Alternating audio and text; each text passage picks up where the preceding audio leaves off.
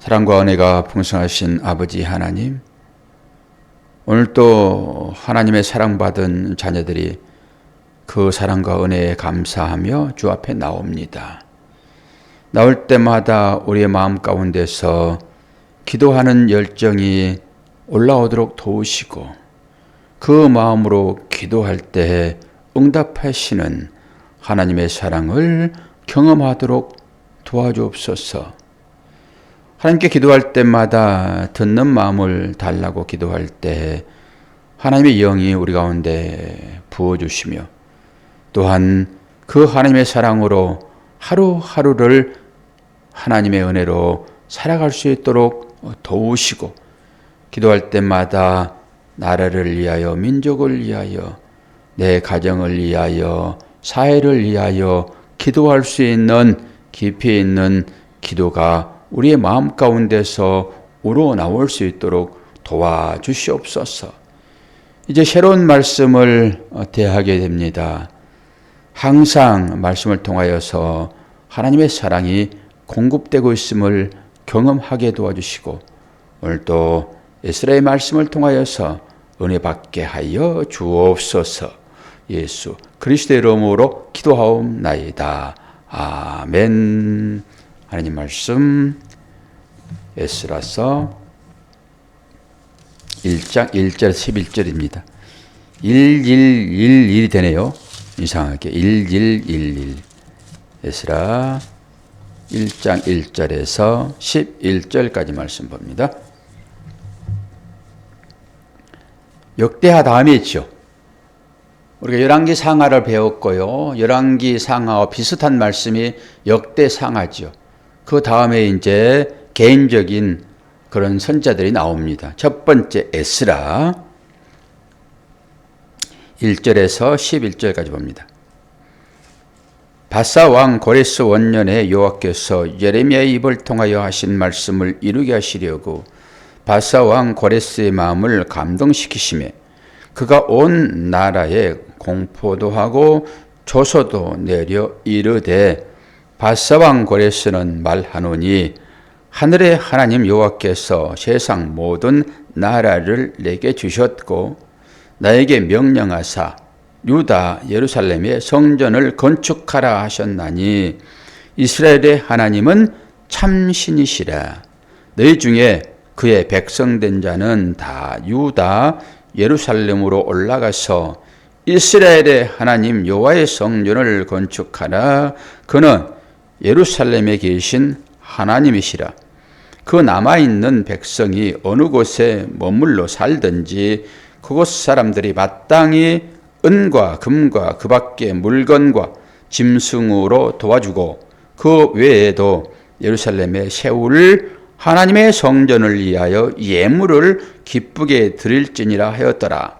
이에 유다와 베냐민 족장들과 제사장들과 레위 사람들과 그 마음이 하나님께 감동을 받고 올라가서 예루살렘에 여호와의 성전을 건축하고자 하는 자가 다 일어나니, 그 사면 사람들이 은 그릇과 금과 물품들과 짐승과 보물로 돕고 그 외에도 예물을 기쁘게 드렸더라. 고레스 왕이 또 여호와의 성전 그릇을 꺼내니, 옛적에 느부갓네살이 예루살렘에서 옮겨다가 자기 신들의 신당에 두었던 것이라.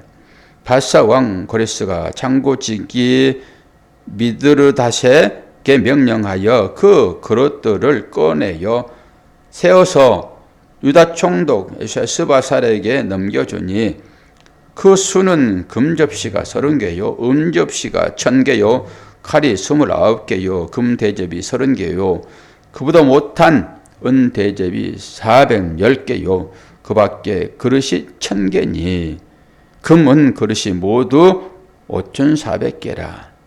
사로잡힌 자를 바벨론에서 예루살렘으로 데리고 갈 때에 세스바살이 그 그릇들을 다 가지고 갔더라. 아멘.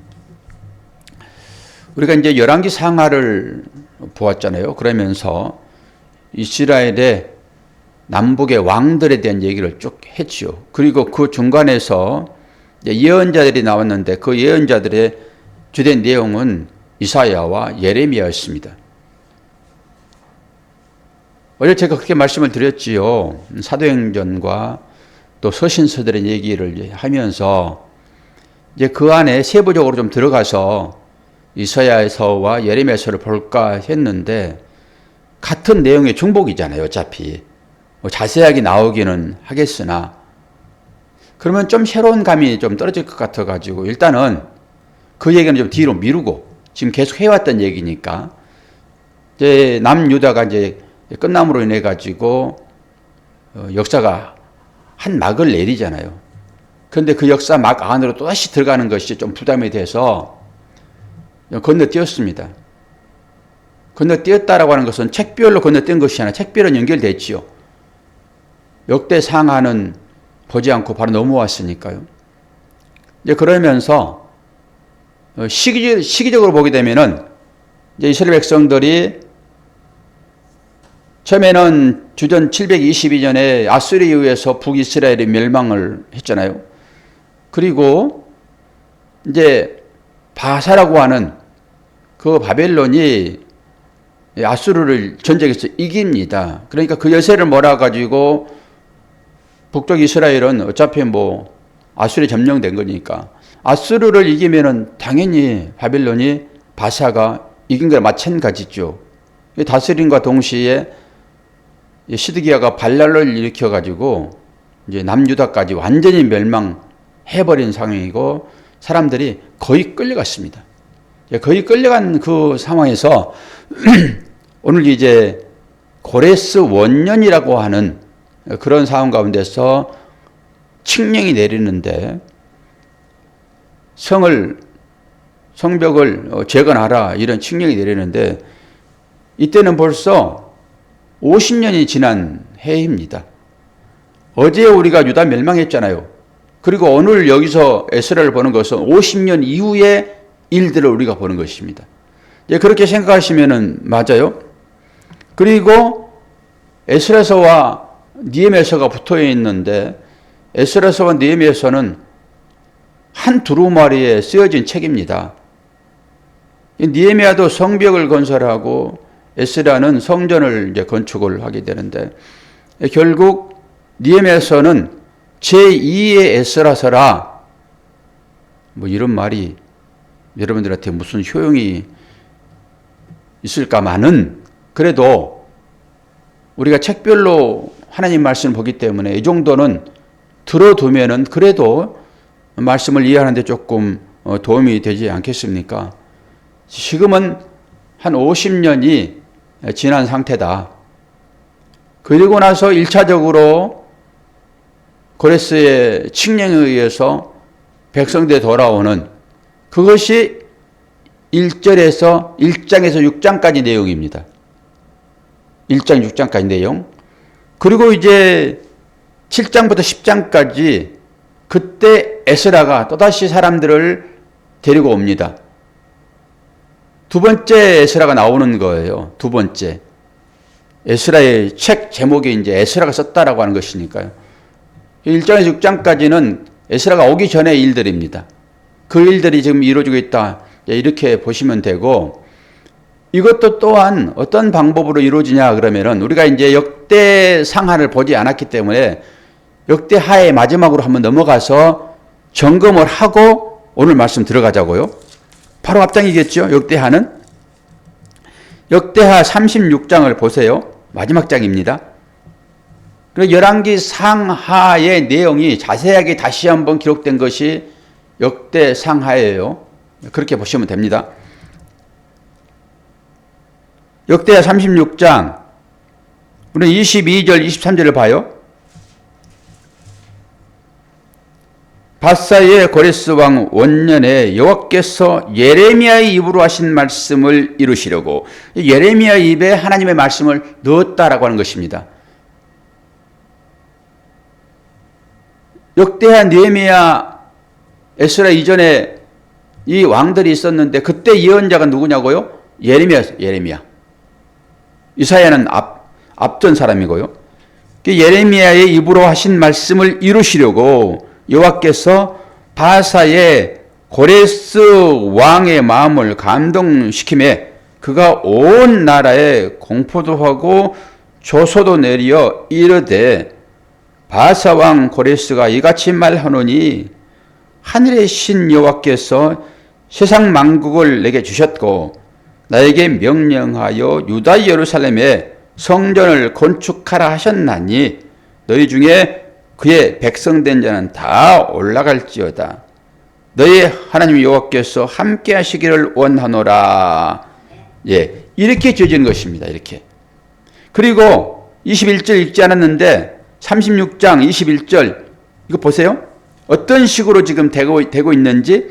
이에 토지가 황폐하여 땅이 안식년을 누림같이 안식하여 70년을 지냈으니 여호와께서 예레미야의 입으로 하신 말씀이 이루어졌더라. 이스라엘 백성들이 이 예루살렘을 떠났던 이유가 뭐냐고요? 안식년을 지키지 않았다고요. 그러니까 강제적으로 하나님께서 땅을 쉬게 만들어버리는 것입니다. 인간들의 욕심 때문에 안식하지 못했다 얘기를 했죠. 하나님께서 안식일을 제정을 했습니다. 그리고 그 안식일을 지키라 얘기했어요. 그리고 그 안식일의 개념이 주일로 넘어오는 것입니다. 그래서 주일을 철저하게 오래 지킬 필요가 있는 것입니다. 하나님의 계명 중에 하나인 것이잖아요. 그런데 땅이 안식년을 누림같이 안식하여 이렇게 하고 있잖아요. 지금 사람들이 다 팔려감으로 인해 가지고 땅이 안식을 누리는 것입니다. 그 땅은 어떤 것에 비유가 있다고 말씀드렸습니까? 땅은 사람의 마음입니다. 마음. 영적으로 들어가게 되면은 이렇게 해서 하나님께서 이스라엘 백성들을 공식적으로는 땅에 안식을 주기 위하여 사람을 쫓아내버리는 것입니다. 이스라엘 백성들을. 그러고 나서 예레미야의 입을 통해서 하나님께서 예언을 하셨는데 그 예언이 오늘 에스라를 통해서 이루어지고 있다고요. 그러면은 이 바사 왕, 이제 바사는 페르시아겠지요? 이 바사 왕은 이방 왕입니다. 근데 이방 왕을 통해서 하나님은 역사를 하세요. 그렇게 세계 모든 일들이 다 하나님 주권 가운데 있다라고 보시면 돼요.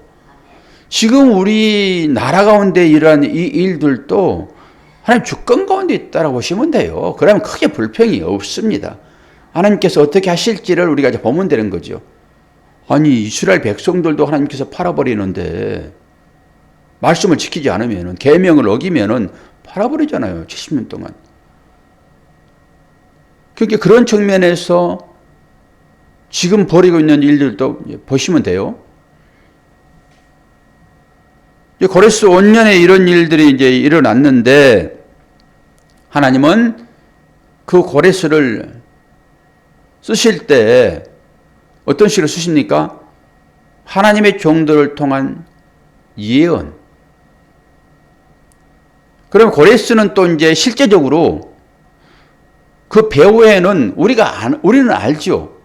하나님께서 고레스를 쓰고 있다는 걸 알지만은 그럼 고레스는 어떤 마음을 가지고 있을까요? 내가 너를 쓰노라라고 고레스가 그걸 알고 쓰임을 받을까요? 아니죠. 그럼 우리는 이제 역사적인 어떤 배경을 살펴보아야 됩니다. 고레스는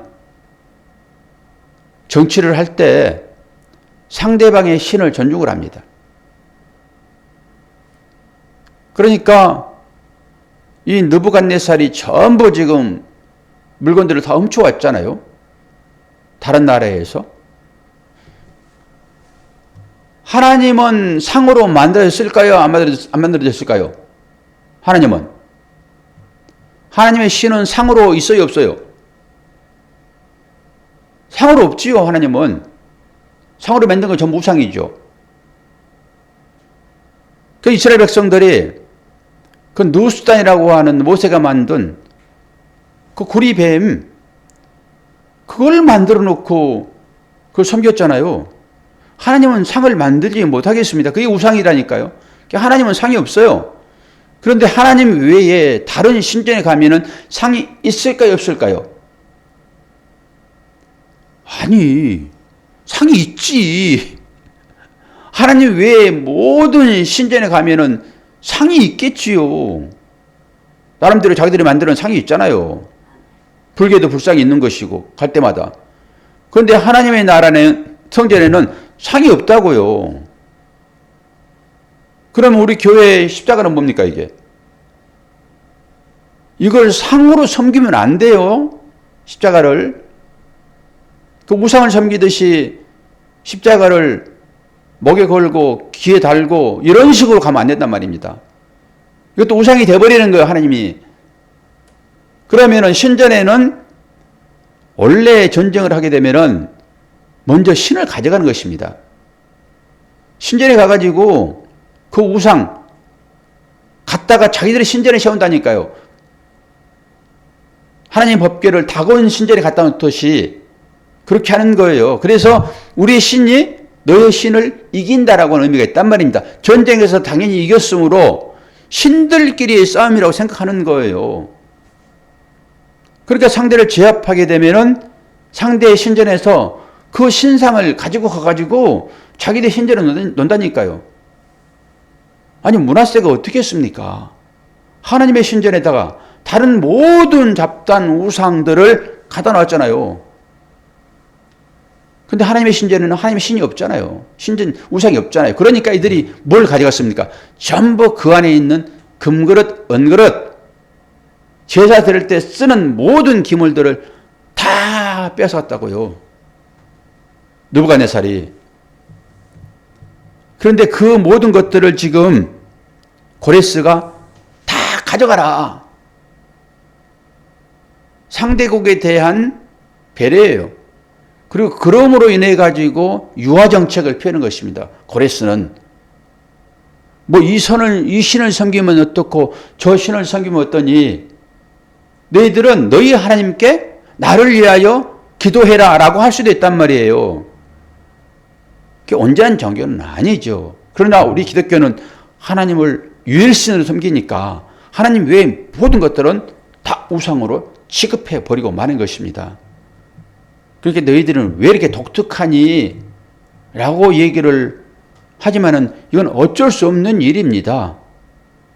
우리는 오직 하나님만을 섬기고 하나님 외에 다른 것들은 전부 우상 취급을 하기 때문에 이게 다원 시대에 맞지는 않아요. 그러니까 기독교를 배척하는 것입니다. 그건 어쩔 수 없는 일입니다. 모든 걸 다 다양하게 품을 수 있습니까?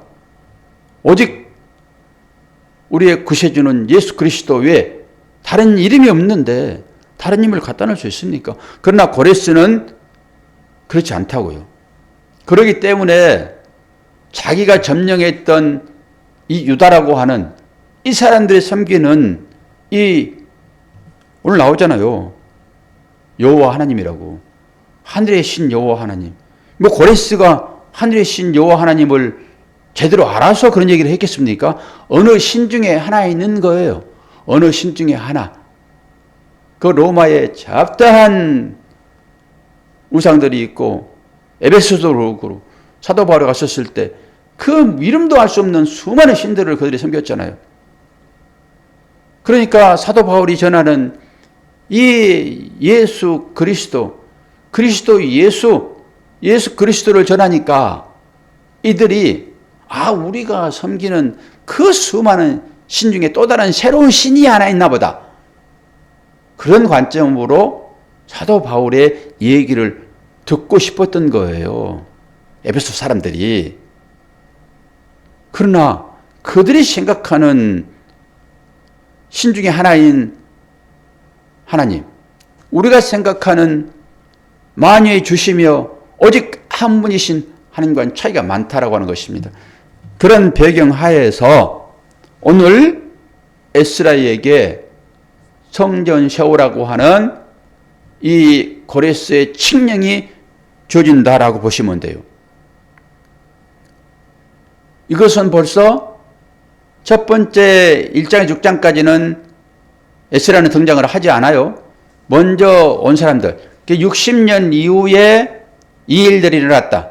어제로부터, 어제 결국 유다의 마지막 왕이 누이 뽑히고 그런 지경이 일어났잖아요. 그리고 다 성전의 기물을 가져가고 사람들, 쓸만한 사람들 다 데려가 버리고, 그래서 유다가 580, BC 580, 6년, 7년 그렇게 얘기를 해요. 저는 6년으로 배웠는데 또 7년이라고 하는 사람도 있고, 그 차이는 조금 있을 수 있으니까 560, 587년, 6년 이렇게 보시면 돼요. 그 이후에 50년 지나서 오늘 주어지는 말씀이 교육되어 있고, 진짜 책 제목의 에스라는 80년 이후에 옵니다. 80년 이후에. 그런 배경을 가지고 성경을 보시면은 이 정체적인 역사 가운데서 하나님께서 이스라엘 백성들을 어떤 방법으로 인도하셨는가라고 하는 이 배경을 우리가 역사적으로 알고, 그리고 이 현실 가운데서 또 하나님은 우리와 함께 하시며 역사를 이루어 나가시는 분이시니까 오늘 우리의 삶도 이 말씀이 주어지는 이 역사를 배경으로 삼아서 설명할 수도 있죠. 그래야지 이 말씀이 오늘 우리에게 생기가 되죠. 그냥 철자로만, 문자적으로만 이 말씀이 주어진다 하게 되면은 이 말씀이 어떻게 우리가 생기가 됩니까? 생기가 되려고 그러면은 내 안에 들어오셔서 나를 역동적으로 살게 해야지요. 그게 생기인 것이죠. 그러니까 그 배경 가운데서 하나님이 어떻게 이스라엘 백성들을 인도하셨는지, 그리고 어제 유다가 멸망을 했고 오늘 50년이 지나가지고 우리는 역사를 뛰어넘어서 이 말씀을 보고 있으므로 예수 그리스도께서 이 땅에 오신 지가 벌써 2000년이 넘었잖아요. 그때 살아계셔서 이스라엘 백성들을 구원하셨던 그 주님이 오늘 말씀으로 우리에게 다가오시니까 얼마나 그런 시각으로 보게 되면은 생동감이 넘치는 일들이냐고요. 예수님 살아계셔서 나에게 지금 말씀하신다라고 생각하게 되면은 마음 가운데서 뜨거움이 있지요. 이것은 BC 한 2000년, BC 1500년, 이게 다 아브라함과 모세의 그 시대의 간극들이잖아요. 근데 그런 시각으로 이 말씀을 보게 되면은 생동감이 있습니다. 내일부터 본격적으로 이 단어를 가지고 전체적인 말씀을 또 우리의 삶에 적용해 가면서 해석을 좀 해볼까 합니다.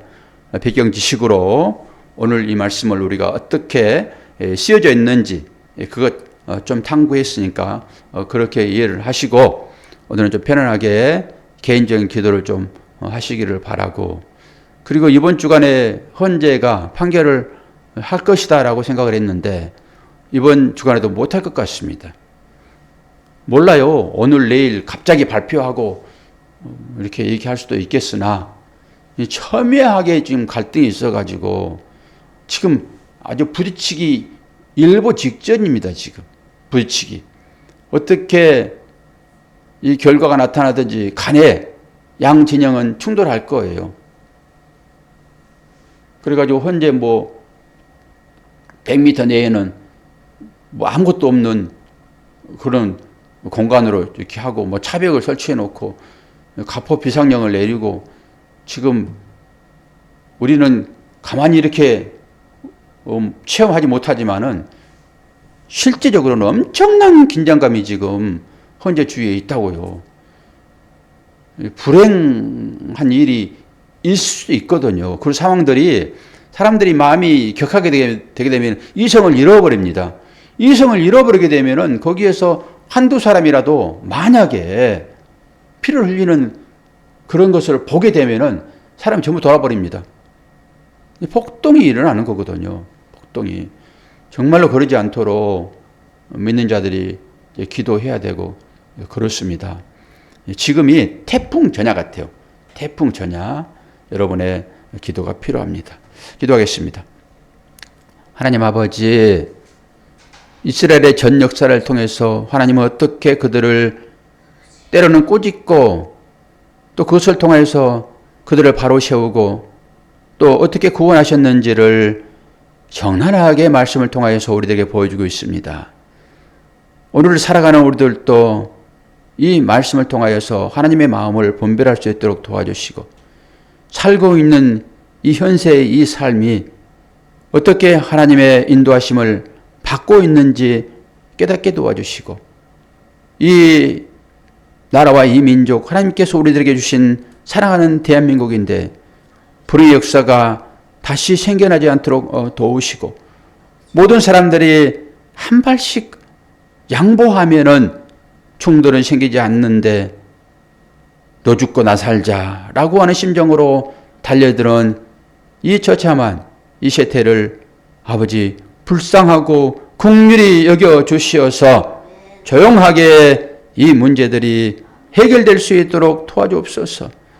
이렇게 모든 것을 보게 하신 것은 믿는 자들로 하여금 기도하라고 주신 하나님의 사인인데 그걸 보지 못하고 한편에 치우쳐서 나만 살겠다고 하는 이 오만함을 버리게 도와주시고 나라와 민족을 위하여 기도할 수 있는 역량 있는 새벽을 깨우는 하나님의 자녀들 될 수 있도록 도우시고 이 새벽 시간에 함께 기도해야 할 하나님의 자녀들 어디에 있습니까?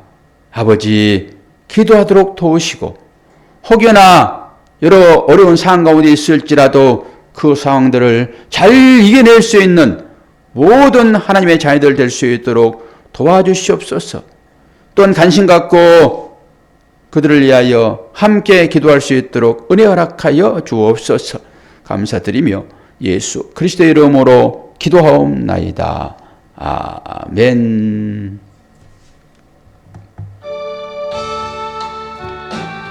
우리 김영숙 권사님이 새벽 시간에 보여주지 않습니다. 여러분의 기도가 필요합니다.